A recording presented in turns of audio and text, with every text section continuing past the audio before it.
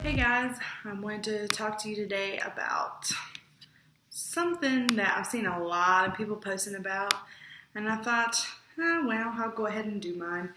I will admit to you that I actually recorded this video a couple weeks ago, and in recording it, I realized that I really didn't talk about the topic at all. I got so off track. So I deleted the video and I'm starting over and actually thought about my answers so they actually go with the topic. What I'm talking to you about is my first year of teaching. So this is the first year of teaching tag. It's been going around. So let's kind of jump right into it. I want to go ahead and start off by saying I'm in my third year, so my first year of teaching was not that long ago. It feels like it was a long time ago, but it also doesn't feel like it's been a long time, if that makes sense. First one says, what was your worst moment in your first year of teaching? So unfortunately, for me, this is probably the easiest out of all the questions to answer. I had a first block class. It was English 2, which is 10th graders. There were 4 boys, and those 4 boys made my life a living hell. Now, I will say throughout my time as a teacher, I've had a lot of students that were difficult. I've had difficult classes. I've had difficult situations. This has still been the worst one that I've ever dealt with. So just to give you an example, the 4 boys were coming from really rough homes. They had pretty rough backgrounds. Any teachers that I asked about them had nothing good to say. They had nothing good to say about their family. They had nothing good to say about them, which also made it very difficult for me in trying to remedy the problem because no one really had a solution for me because they had the same problems. Also, that was with them having 1 or 2 of them in their class, and I had all 4 of them together. So, of course, all 4 of them were best friends. I think they lived pretty close together. And as I said, it was just terrible. They did everything they could to make fun of me. They did everything to keep us from actually being able to have class, which you know what that means if you're a teacher. It means they were up talking, they were walking around. I had to break up multiple fights between some of the boys and other boys in my class. And it was really just terrible. And so my remedy for it was I tried putting them all in a group together. So hoping that, I could just isolate the problem into one corner of my room. Hoping that the other kids, because the other kids are really sweet and they were really trying. Hoping that those kids could kind of be separated from them. That didn't work. It made it worse. I talked to my administration at my school a lot. That really didn't seem to help. I was writing them up, giving them discipline referrals. That didn't help. I was holding them for remedial time. That wasn't helping. I would try to call home. I wouldn't get an answer. And you kind of know the story from there. This is just a common, you're always going to have one of these, but I had 4. So I ended up putting them in the 4 corners of the room. Which didn't help because then they had a reason to get up and move around. At one point, I finally just said, get out of my room, called an administrator, had them take care of them, I guess. It was just bad.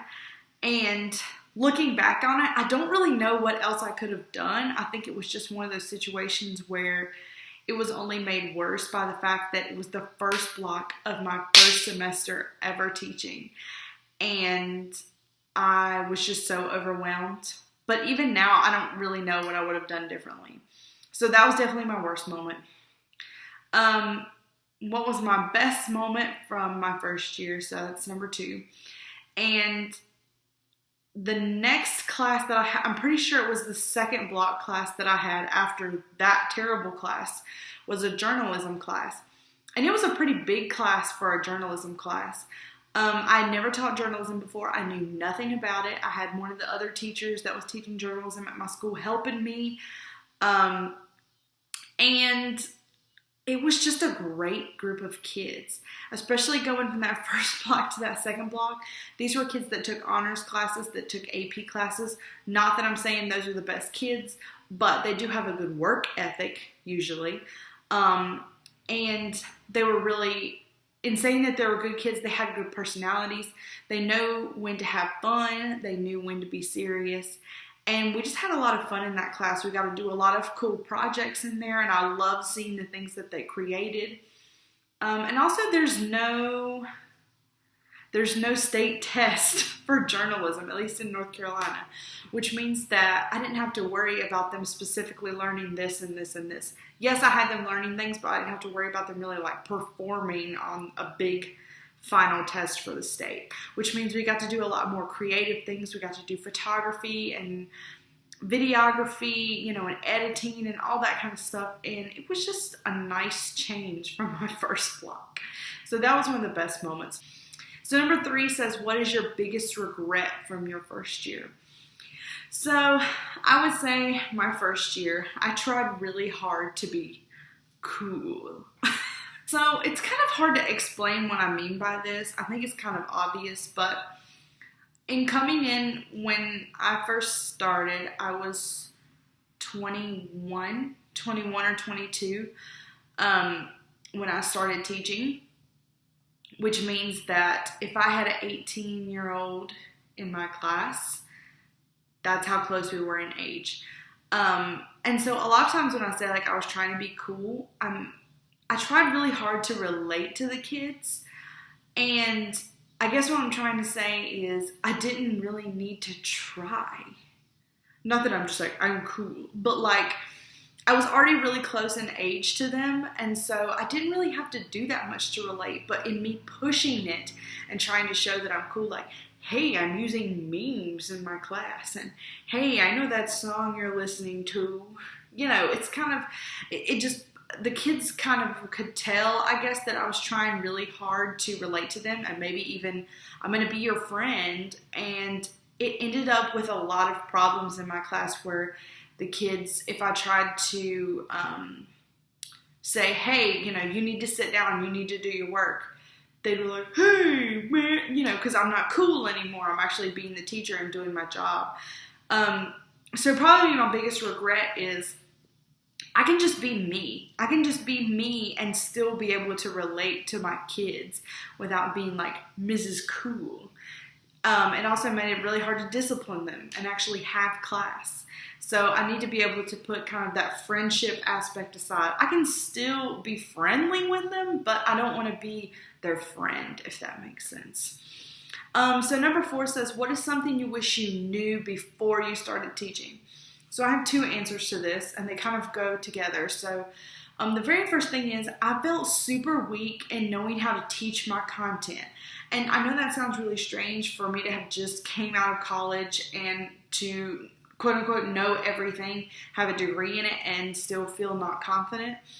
But I felt like in college I had classes where I took English classes and had classes where I took teaching classes.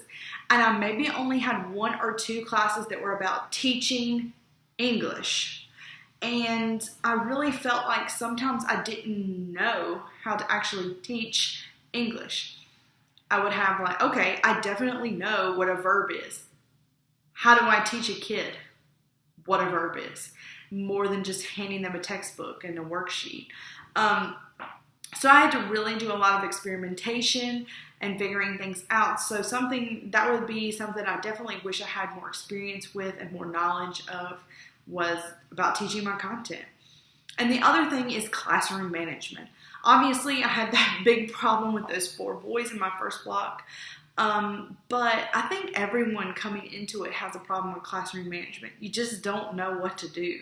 You're either too strict or too lenient. I was probably too lenient. And probably in that same class with the 4 boys, I was trying to be cool and relate to them and also sit down and do your work. So I was just all over the place, and I need to kind of find a happy medium between the 2. So classroom management is something I think they can teach you all they want in college, but until you get into a class, it's really difficult. And then my last thing is, what advice would you give to a first-year teacher? So my advice is something that I would give to all teachers, and not just a first year, but definitely for a first year. And that is, do not be afraid to ask questions. So what I mean is, at your school, you have access to so many resources. You have all kinds of staff at your disposal. For instance, the secretary of your school, anybody that works in the office at your school, they are just a huge treasure trove of knowledge. The teachers in your content area or in your grade level are treasure troves of knowledge. Someone in a video I watched the other day said you need someone that can open their heart and their filing cabinet. And I think that's definitely true. You need somebody that can listen and maybe give you some advice and also some resources. Do not be afraid to ask questions. I probably asked so many questions my first year, but I knew how to do things, and I felt like I was a little bit more prepared than some of the other newer teachers at our school. And it was because I asked questions and because I found other teachers that were either on my hallway or in my content or in my grade level that I could ask questions to. I tried to make friends with at least one person in each area, somebody in history, somebody in math, also a custodian that I could go to if I needed something, somebody in the office, somebody in guidance, have at least one of your admin team that you feel like you can go to about anything, one of your counselors that you can go to about anything. All these people, when you have all this knowledge and it's just waiting for you, I mean, that's the best advice I can give, is to get advice. And sometimes I think a lot of people are afraid, oh, well, what if they give me bad advice? Or, oh, what if they give me a resource and it doesn't work? I've had plenty of teachers give me resources that I asked for, and I would look at it and I would think, this is not my style. I would still take it and say thank you. And maybe there was part of it that I could use. Or maybe there was something on it that I could tweak. Always take things and say thank you. And then later on, if you need to throw it in the trash, you throw it in the trash. Somebody gives you advice that you think is terrible advice. Take it with a grain of salt. Say thank you. You don't have to use it, but if you can ask the same 5 people the same question, you might get different answers, and maybe 1 out of 5 might work. Try all 5.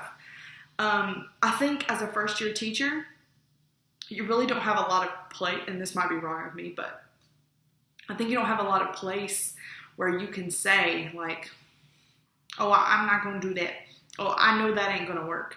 Because I've been pretty surprised sometimes at things that I've been like, oh, that ain't going to work. And then it works, and I'm like, ooh, glad I tried it. So that was it. I think overall I had a pretty good first year of teaching. Besides that one class, I really didn't have that many problems. Did that one class make me go home and cry? Yes. I cried quite often because of that particular class. But I think also if I had listed all of the positives, it would have been a pretty good year. I learned a lot of things about myself, about kids, about teaching. And unfortunately, I think our minds seem to focus on the negative things. When I think about my first year of teaching, that's pretty much what I think about, is that one group of 4 boys. And that's the only thing that sticks out in my mind, really. And that's terrible when you think about it. And unfortunately, I'm probably kind of a negative person, which I'm trying to work on. But we need to really try and focus on the good things. And I'm kind of going on a rant here. All right, so that was my first year of teaching tag. Make sure that you like, comment, and subscribe so you can see more videos. I know I haven't got as many videos up as I really promised or as I wanted to. We did have our internet go down here at the house for a couple days, which has really killed my vibe on making videos. I'd made a couple and couldn't upload them and things like that. So I am going to get more into the swing of it as the school year picks up. You can expect a lot of videos. I plan on doing some about maybe the first day in my room, maybe the first week. Definitely some about my classroom setup and decor. I also plan on filming some of my friends' classrooms so you can see maybe a theater teacher's classroom, maybe a couple math classrooms, just to kind of get some different ideas, not just English. I also plan on doing a video pretty soon with my husband, and we're going to do some funny stuff with that. So keep on the lookout for some new videos as school starts, because I will definitely have more things to film. Unfortunately, during the summer, it's kind of just me sitting here in front of the computer talking to you. So make sure you subscribe so you don't miss those videos. And I'll see you guys later. Bye.